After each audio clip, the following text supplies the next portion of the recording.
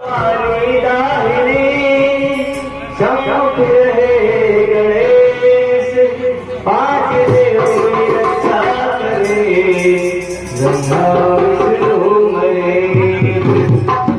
जय जय जय अम्बे माँ, जय जय जय अम्बे माँ, जय जय जय अम्बे माँ, जय जय जय अम्बे माँ।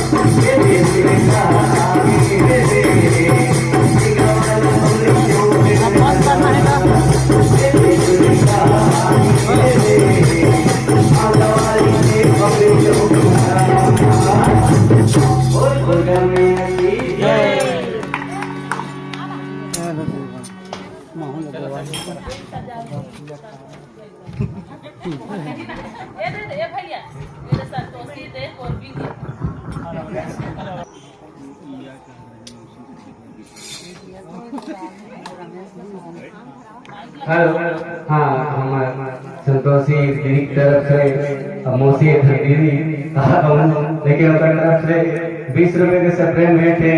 बोला मैं तादेव से हूँ, वही भगवान से प्रार्थना करूँ लेकिन मनोकामना भगवान दुर्गा मैया है हमेशा के लिए माता रानी पूर्ण करें। बोल दुर्गा मैया की जय, बोल हिंगलाज मैया की जय।